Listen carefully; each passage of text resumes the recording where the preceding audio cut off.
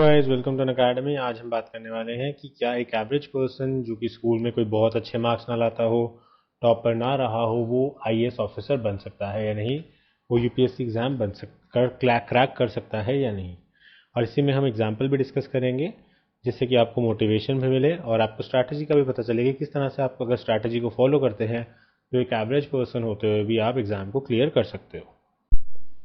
Video शुरू करने से पहले मैं आप लोगों से रिक्वेस्ट करना चाहूंगा कि आप इस वीडियो को लाइक कीजिए, कमेंट कीजिए एंड शेयर कीजिए अपने दोस्तों के साथ। सब्सक्राइब कीजिए हमारे चैनल को, साथ ही इस बेल आइकन को भी दबाइए ताकि आपको रेगुलर अपडेट्स जो अनअकैडमी के आर्टिकुलेट चैनल की हैं वो मिलती रहें। साथ ही मैं आप लोगों को बताना चाहूंगा अनअकैडमी प्लस के बारे में, जिसके अंदर आप एक ही सब्सक्रिप्शन से बहुत सारे कोर्सेज की वीडियोस लेक्चर्स जो हैं वो देख सकते हो और आप अपनी तैयारी घर बैठे बैठे कर सकते हो। इसके अंदर हमारे पास कई सारे प्लान्स हैं। 1 मंथ का प्लान है, 3 मंथ्स का प्लान है, 6 मंथ्स का प्लान है, 1 साल का और 2 साल के भी प्लान्स हैं। सबसे ज़्यादा फायदा आपको 2 साल के प्लान में होता है क्योंकि इसके अंदर आपको 75% तक ऑफ मिल जाता है एंड आपको 10% एक्स्ट्रा डिस्काउंट मिल जाएगा यूजिंग द कोड ANI7। तो आपका टोटल अमाउंट 2 साल का बनता है 43,200, जो किसी भी ऑफलाइन कोचिंग से बहुत ज़्यादा कम है एंड आपको काफ़ी अच्छे वीडियोस इसमें देखने को मिलते हैं। प्लस इसके बहुत सारे और भी फायदे हैं जो हम लेक्चर के एंड में डिस्कस करेंगे। You should also join our Telegram channels. तो आप लोगों को हमारे टेलीग्राम चैनल्स को भी ज्वाइन करना चाहिए जिससे कि आपकी यूपीएससी की तैयारी अच्छे से हो सके, क्योंकि आपको इसमें रेगुलर अपडेट्स मिल जाएंगे, पीडीएफ फाइल्स मिल जाएंगी और अन्य रिसोर्सेज जो भी आपके एग्जाम से संबंधित हैं वो सारे के सारे यहाँ पे डाल दिए जाते हैं। तो आपको डिस्क्रिप्शन में भी इसका लिंक मिल जाएगा। तो ये अनअकैडमी आर्टिकुलेट का टेलीग्राम चैनल है। इसके अलावा ये मेरा पर्सनल डिस्कशन ग्रुप है, स्टडी टाइम वाईटी। आप इसे सर्च करेंगे तो टेलीग्राम पे आ जाएगा। इसके अंदर आपके कोई भी सवाल जवाब हो तो वो आपको सभी एड्रेस किए जाते हैं एंड ये मेरा अनिकेत सर के नाम से टेलीग्राम चैनल है जिसपे मेरी और जो अपडेट्स हैं वो आती रहती हैं। तो आपको इसको भी ज्वाइन कर लेना चाहिए। ऑफ कोर्स ये सब फ्री है। तो यहाँ आप देख सकते हो जुनैद अहमद सर हैं और ये एक एवरेज पर्सन अपने आप को बताते हैं और यूपीएससी 2019 में इनका 3rd रैंक आया था। से ऑल इंडिया रैंक 3 आए हैं। ये कहते थे कि यस, एक एवरेज पर्सन जो मेरे जैसा पर्सन है वो क्रैक कर सकता है। रादर उनका तो ये कहना है कि अगर मैंने क्रैक कर लिया तो कोई भी बच्चा इस एग्ज़ाम को क्रैक कर सकता है। तो इसीलिए ये इम्पॉर्टेंट हो जाता है कि हम अगर एवरेज पर्सन भी हैं तो हिम्मत ना हारें, रादर इनकी स्ट्रैटेजी के हिसाब से फॉलो करें शेड्यूल को और हार्ड वर्क करते रहें। तो देखिए, इन्होंने 5th अटेम्प्ट में आईएएस का पद हासिल किया। उससे पहले ये आईआरएस आए थे एंड उससे पहले इनका कई बार फेलियर भी इन्होंने सामना किया। रादर इन्होंने कहते हैं कि बहुत सारे एग्जाम्स इन्होंने फेल किए एंड एक्सेप्ट यूपीएससी उनका कोई भी अचीवमेंट ही नहीं है लाइफ में। तो आप देख सकते हो इन्होंने कहा था कि I failed in every exam. 12th के अंदर भी मेरे बहुत एवरेज से मार्क्स आए, 10th में भी मेरे बहुत एवरेज मार्क्स आए एंड उसके बाद एडमिशन भी जहाँ मैं चाहता था वहाँ नहीं मिला और मुझे एक प्राइवेट यूनिवर्सिटी से अपना जो कॉलेज का डिग्री है, जो बैचलर्स का डिग्री है, वो करना पड़ा। सो अगेन आप देख सकते हो कि it is not something related to any average और एनी टॉपर स्टूडेंट रादर, कि कोई भी टॉपर स्टूडेंट की आप ये कहानी नहीं पढ़ रहे हैं। आप बिल्कुल एक एवरेज पर्सन की कहानी पढ़ रहे हो जो शायद आप जैसा हो एंड जिसको इससे मोटिवेशन मिलनी चाहिए। इसके बाद इन्होंने बाहर जाने की कोशिश की। तो बाहर जाने के लिए आपको पता है कि आइल्स का एग्ज़ाम होता है जिसमें आपकी इंग्लिश के बेसिस पे आपको मार्क्स दिए जाते हैं। तो उसके अंदर बैंड्स होते हैं। तो 10 बैंड वाला एक्सीलेंट माना जाता है। तो इनका 10 बैंड क्या, इनका लगभग 5.5 बैंड आया और जो इनको चाहिए था वो चाहिए था कम से कम 7.5 का बैंड। तो इसलिए बाहर भी नहीं जा पाए एंड देन ही मूव टू सिविल सर्विसेज। फिर उन्होंने सोचा अब इंडिया में ही रहना है तो क्यों ना सिविल सर्विसेज दिया जाए। तो इस तरह के आप पता लगा सकते हो कि ये कोई बहुत ब्राइट स्टूडेंट नहीं थे, फिर भी इन्होंने इस मुकाम को हासिल किया है। तो हम भी इस मुकाम को हासिल कर सकते हैं। तो इन्होंने फर्स्ट स्टेप जो अपनी स्ट्रैटेजी में बताया है वो है एनसीईआरटीज़ करना। तो ये कहते हैं कि इनके पास टाइम कम था तो इन्होंने 9th से शुरू किया था, 9th से 12th की एनसीईआरटीज़ की थी। लेकिन अगर आपके पास सफिशिएंट टाइम है, क्योंकि अभी तो जैसे लॉकडाउन ही चल रहा है एंड अगर आप 21, 22 या 23 के लिए प्रिपेयर कर रहे हो तो first step should be NCERTs. NCERTs बहुत अच्छा फाउंडेशनल बेस बना देती हैं। मेंस के लिए आपको बता देती हैं, लाइन ड्रॉ कर देती हैं कि आपको क्या करना चाहिए, कितना करना चाहिए। एंड अगर आप एक बार एनसीईआरटीज़ अच्छे से कंप्लीट कर लेते हो, उसके नोट्स बना लेते हो, तो उसके बाद आपको स्टैंडर्ड बुक जो भी आप पढ़ोगे उसको पढ़ने में, समझने में भी दिक्कत नहीं होगी एंड आपको एक से ज़्यादा बुक्स भी नहीं पढ़नी पड़ेंगी। तो हमें बुक्स का कलेक्टर नहीं बनना, हमें डिस्ट्रिक्ट कलेक्टर बनना है। So for that you must not have more books. तो आपको एनसीईआरटीज़ के बाद सिर्फ एक स्टैंडर्ड बुक की ही ज़रूरत पड़ेगी। फॉर एग्जांपल पॉलिटी की लक्ष्मीकांत हो गई या हिस्ट्री की स्पेक्ट्रम होगी। आपको ज़्यादा सोर्सेज इकट्ठे करने की ज़रूरत नहीं पड़ेगी। एंड सेकंड स्टेप जो है आपका वो स्टैंडर्ड बुक है। तो पहले आपका टास्क है 6 से 12th कितना ही बोरिंग लगे, कितना ही लगे कि ये तो आता है, लेकिन सारी एनसीईआरटीज़ को आपको फिनिश करना है। एंड हम आपको एनसीईआरटी सारी कराते भी हैं, तो आप वहाँ से भी कोर्सेज़ को देख सकते हो। मेरे खुद के एनसीईआरटी के कोर्सेज़ बहुत अच्छे बने हुए हैं, तो आप उनको भी रेफ़र कर सकते हो। आपको study time YT Telegram group पे लिंक्स मिल जाएंगे। एंड उसके बाद आपको अपना सिलेबस जो है वो बाय हार्ट याद होना चाहिए, आपको दिल से याद होना चाहिए कि आपके GS1 GS2 GS3 में क्या सिलेबस है, क्या कुछ आना चाहिए, एंड जो भी आप टेक्स्ट पढ़ रहे हो वो किससे रिलेटेड है। जब आप एनसीईआरटी भी पढ़ो तो आपको उसके सभी टॉपिक्स को साथ के साथ अपना जो बिग प्रिंट आउट निकाल के रखो या हाथ से लिख के रखो आईएएस के मेंस के सिलेबस का, एंड उसके अंदर टिक मारते रहो कि हाँ मेरा ये टॉपिक हो गया, ये टॉपिक इस बुक में था, ये टॉपिक इस बुक में था। उससे आपको पता लगेगा कि आपका मोर देन सफिशेंट जो सिलेबस है 70-80% जो सिलेबस है वो एनसीईआरटी से ही कवर हो जाता है। और उसके बाद आपको बहुत कम चीज़ों के लिए जो एक्स्ट्रा बुक्स हैं या रेफरेंस बुक्स हैं वो रेफ़र करनी पड़ती हैं। एंड उसके बाद जो आपका बचता है वो सिर्फ करंट अफेयर्स का पार्ट बचता है। एंड करंट अफेयर्स के लिए हम न्यूज़पेपर की स्ट्रैटेजी, द हिंदू की स्ट्रैटेजी ऑलरेडी डिस्कस कर चुके हैं, तो आप उस वीडियो को जाके देख सकते हो। एंड आप अपनी न्यूज़पेपर्स की तैयारी भी उससे अच्छे से कर सकते हो। न्यूज़पेपर्स पे आपको 1 घंटे से ज़्यादा नहीं लगाना चाहिए। अगर 1 घंटे में 1 पेज हो रहा है तो भी सफिशेंट है, 1 घंटे में 10 पेज हो रहे हैं तो भी सफिशेंट है। धीरे धीरे स्पीड बढ़ाइए, लेकिन 1 घंटे से ज़्यादा टाइम मत दीजिए, क्योंकि 1 घंटे से ज़्यादा टाइम अगर आप देंगे तो बहुत ज़्यादा प्रॉब्लम हो सकती है आपको, क्योंकि बाकी जो सिलेबस है वो पीछे रह जाएगा और स्टैटिक पोर्शन के बिना, उनकी लिंकेजेस के बिना बहुत ज़्यादा दिक्कत हो जाती है एंड हमारा एग्ज़ाम जो है वो क्लियर होना मुश्किल हो जाता है। तो ये कहते हैं कि आपको ज़्यादा टाइम नहीं देना चाहिए न्यूज़पेपर पे, 1 घंटा इज़ सफिशेंट। एंड उसके बाद ऑफ कोर्स आप करंट अफेयर्स की वीडियोस देख सकते हो, मंथली कंपाइलेशंस ले सकते हो, तो वो सब चीज़ें तो आपके पास फैसिलिटीज़ रहती ही हैं। इसके बाद प्रीवियस ईयर क्वेश्चंस पे ये बहुत ज़्यादा जोर देते हैं, स्पेशली प्रीलिम्स और मेंस दोनों के लिए ही। तो प्रीलिम्स हो या मेंस हो, आपका PYQ बहुत ज़्यादा इंपॉर्टेंट है, क्योंकि मेंस के लिए आपको हर वीक ट्राई करना चाहिए कि आप कम से कम एक आंसर लिखें। तो कोई भी प्रीवियस ईयर पेपर उठा लिया, उसमें से कोई आंसर लिख लिया, कोई टॉपिक डिस्कस हुआ तो उसके ऊपर कोई आंसर लिख लिया, या कुछ भी और हुआ तो उस तरह से आपने आंसर्स लिख लिए। तो उस तरीके से आप अपनी रिटन प्रैक्टिस को जारी रख सकते हो, आपकी राइटिंग स्पीड बढ़ती रहेगी और आपको लगेगा कि हाँ भाई मेरे को कुछ तो आता है। जितना कुछ आपने पढ़ा वो चीज़ें आपकी रिवाइज हो जाएंगी और आपको याद भी अच्छे से रहेगा। तो ये काफ़ी ज़्यादा इंपॉर्टेंट एक्सरसाइज है अपने आप में प्रीवियस ईयर पेपर्स। एंड उसके बाद जो प्रीलिम्स के लिए प्रीवियस ईयर पेपर्स हैं वो इसलिए नेसेसरी हो जाते हैं, ऑल्दो वो क्वेश्चंस कभी रिपीट नहीं होने, लेकिन कंसेप्चुअल क्लैरिटी बहुत आ जाती है। तो फॉर एग्जांपल आपने लक्ष्मीकांत में से अटॉर्नी जनरल ऑफ इंडिया के बारे में पढ़ लिया, लेकिन जब आप प्रीवियस ईयर पेपर में क्वेश्चन को देखेंगे तब आपको लगेगा कि क्वेश्चन बहुत घुमा फिरा के पूछा हुआ है, तो इसमें हम क्या इनोवेशन कर सकते हैं या क्या मेरी पढ़ाई में कमी रहेगी। तो उसके बाद जब आप उस क्वेश्चन को करेंगे तो आपको पूरी तरह से अटॉर्नी जनरल का टॉपिक क्लियर हो जाएगा, उसके अंदर किस तरह का सवाल आ सकता है वो क्लियर हो जाएगा। तो अगर उससे कोई मिलता जुलता स्टेटमेंट भी आता है तो आपका गेस वर्क बहुत स्ट्रॉन्ग कर देगा। तो इसीलिए प्रीलिम्स के भी सारे question papers, past year papers करना बहुत ज़्यादा ज़रूरी होता है, चाहे वो कितने ही पुराने हो, चाहे उसमें से कुछ रिपीट ना भी होना। एंड स्पेशली आपके आर्ट एंड कल्चर की, एंशिएंट हिस्ट्री की, मेडिवल हिस्ट्री के लिए भी बहुत इंपॉर्टेंट हो जाता है, क्योंकि वो जो है एक स्टैटिक पोर्शन है। तो उससे आपको एग्जामिनर का स्टेटस पता चलता है कि एग्जामिनर किस तरह का सवाल पूछना चाह रहा है, एग्जामिनर कहाँ से जो सवाल है उनको बनाने की कोशिश कर रहा है, तो वो चीज़ें आपके दिमाग में आ जाती हैं। उसके बाद आपके दिमाग में ये बहुत स्ट्रांगली होना चाहिए कि मैं आईएएस क्यों बनना चाहता हूँ।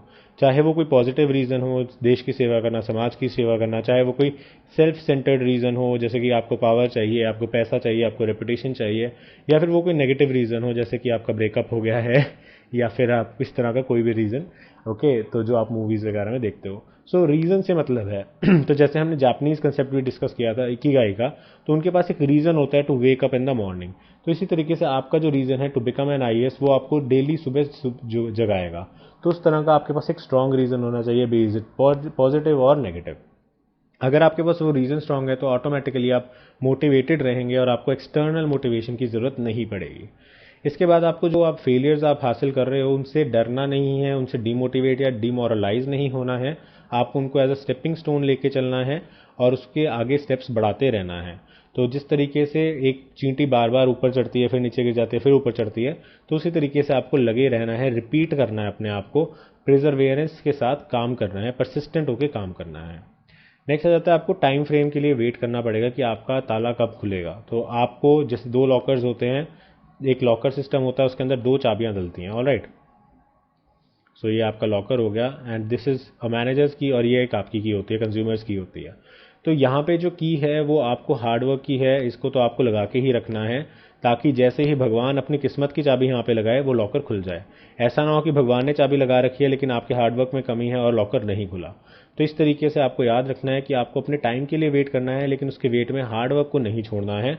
आपको बेसिकली इच्छाएं करनी है, या फिर आप कह सकते हो कि कर्म करना है लेकिन फल की इच्छा नहीं करनी है। तो वो पुरानी थ्योरी पे आपको पहुंच जाना है कि ठीक है, एग्जाम दे दिया, बात खत्म हो गई, अब उसके बारे में डिस्कस ना करो और आगे अपनी तैयारी करो। बॉर्डर लाइन केस बनेगा नहीं बनेगा, कट ऑफ कितनी जाएगी, आपको मतलब नहीं होना चाहिए, आगे बढ़ते रहना चाहिए। तो आपकी हार्डवर्क की चाबी आप लगा के रखिए, भगवान किस्मत की चाबी किसी दिन लगा ही देंगे। इसके बाद आपको किसी भी सब्जेक्ट में एक्सपर्टाइज हासिल करने की ज़रूरत नहीं है, आपको सिर्फ अंडरस्टैंडिंग चाहिए। वैसे भी हमारा सिलेबस ही कहता है कि आपको जर्नल अंडरस्टैंडिंग होनी चाहिए सारी चीज़ों की, और हम बार बार कहते हैं कि an I S officer is jack of all trades and master of none. तो आपको जैक ही बनना है हर एक ट्रेड का, सबके बारे में कुछ कुछ पता होना चाहिए। एक्सपर्टाइज हासिल ना करो, एक्सपर्टाइज हासिल करने में बहुत ज़्यादा मेहनत लग जाती है और आपका बाकी जो सिलेबस है वो रह जाता है। एक दो टॉपिक्स में आप निपुण हो जाएंगे लेकिन बाकी टॉपिक्स से आप जो है वो भटक जाएंगे, आपका रह जाएगा। नेक्स्ट आपको लिमिटेड रिसोर्सेज को फॉलो करना है, तो प्रेफरेबली एनसीईआरटीज, आपके खुद के नोट्स, एंड उसके बाद आपके एक स्टैंडर्ड बुक। तो जितने भी मार्केट में पीडीएफ्स आ रही हैं, कंपाइलेशंस आ रही हैं, इन सब के पीछे मत भागो। जितने ज़्यादा सोर्सेज पढ़ोगे उतना ही ज़्यादा कन्फ्यूजन होगा। एक चीज़ को बार बार पढ़ोगे वो चीज़ रिवाइज हो जाएगी, वो चीज़ पक्की हो जाएगी। मल्टीपल चीज़ों को बार बार पढ़ोगे कुछ भी याद नहीं रहेगा। So you have to stick to limited resources, and वो भी प्रेफरेबली आपके खुद के हों तो ज़्यादा बेटर है, क्योंकि अगर आपने एनसीईआरटी और स्टैंडर्ड बुक कंबाइन करके खुद के नोट्स अच्छे बना लिए तो वो आपको हर एग्जाम में हेल्पफुल रहेगा, क्योंकि पीसीएस का एग्जाम आ रहा है उसको भी आप दे सकते हो एंड ऑल। तो उस तरीके से आपको वो चीज़ें हेल्प करती रहेंगी, प्लस आपकी वो चीज़ ही बार बार पढ़ोगे तो हर बार रिवाइज होती रहेगी। सो अल्टीमेटली आपको इतनी ज़्यादा कमांड आ जाएगी कि आपको पता होगा कि मैंने रजिस्टर के किस पेज पे क्या लिखा है। इसके बाद आपको टेस्ट सीरीज़ ज़रूर लगानी चाहिए। टेस्ट सीरीज़ आपका एक सेल्फ इवैल्यूएशन कर देता है एग्जाम से पहले। सो आप अगेन, आप अगर आपके पास अन अकेडमी का प्लस सब्सक्रिप्शन है तो आपको यहाँ पे अनलिमिटेड टेस्ट सीरीज़ मिल जाती हैं। तो आप सभी तरह की टेस्ट सीरीज़ कर सकते हो, करंट अफेयर बेस्ड कर सकते हो, स्टैटिक बेस्ड कर सकते हो, मिक्स कर सकते हो। तो आप अपने अच्छे से करंट अफेयर्स की तैयारी और प्रीलिम्स की तैयारी, स्टैटिक की तैयारी सब कुछ कंबाइन कर सकते हो। एंड अनलिमिटेड टेस्ट हैं, बार बार इवैल्यूएशन करो अपनी, जब तक आप अपने रिजल्ट पे अचीव नहीं कर लेते तब तक आप इसकी कोशिश कर सकते हो। नेक्स्ट आ जाता है आपकी आंसर राइटिंग प्रैक्टिस। तो आंसर राइटिंग प्रैक्टिस की अगर हम बात करें तो आपको आंसर्स के ऊपर पूरा जोर देना है, और आपको आंसर राइटिंग के लिए भी टेस्ट सीरीज डेडिकेटेड लगानी ही पड़ेगी। वो भी आपको अन अकेडमी में मिल जाएगी, एंड आपके आंसर्स भी इवैल्यूएट कर दिए जाते हैं। एंड इनिशियली अगर आप चाहें तो आप मुझे भी अपने आंसर सबमिट करा सकते हैं। आप एक हफ्ते में एक आंसर सबमिट कराइए and I will evaluate it. तो आप मुझे टेलीग्राम ग्रुप पे सबमिट करा सकते हो। लास्टली आपको एक फिक्स टाइम टेबल को फॉलो करना है, क्योंकि देखिए एज एन आईएएस आपको डिस्ट्रिक्ट को मैनेज करना होगा, डिस्ट्रिक्ट कलेक्टर की भूमिका में, एचओडी की भूमिका में आपको डिपार्टमेंट्स को मैनेज करना होगा। तो आपको खुद को मैनेज करना आना चाहिए, अपने नोट्स को मैनेज करना चाहिए आना चाहिए, अपने टाइम को मैनेज करना आना चाहिए। तो सर टाइम से टेबल जो है वो एक मस्ट है, और टाइम टेबल को अच्छे से आपको आना चाहिए। तो टाइम टेबल आप कौन सा बनाएं वो हम ऑलरेडी डिस्कस कर चुके हैं। हम 8 घंटे किस तरह से अपने पढ़ना चाहिए, हम किस तरह से 8 घंटे आराम से अच्छे से पढ़ सकते हैं, वो हमने ऑलरेडी डिस्कस किया। तो आप उस वीडियो को देख सकते हो, एंड उसमें मैंने टाइम टेबल को भी डिस्कस किया है। So that will help you in making your time table. अपना खुद का कस्टमाइज टाइम टेबल बनाओ, किसी के टाइम टेबल को फॉलो करने की ज़रूरत नहीं है।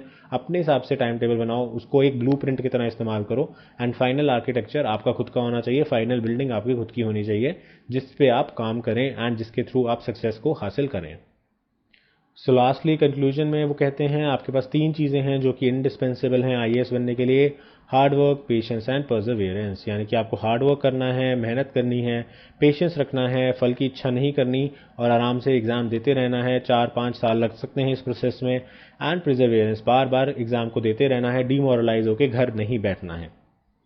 ये एक ऐसी जर्नी है जो अपने आप में बहुत ब्यूटीफुल जर्नी है, एंड इस जर्नी को एंजॉय करते हुए चलोगे तो आपको बहुत कुछ सीखने को मिलेगा। आपकी पर्सनालिटी ओवरऑल चेंज हो जाएगी, आपका कॉन्फिडेंस लेवल बढ़ जाएगा।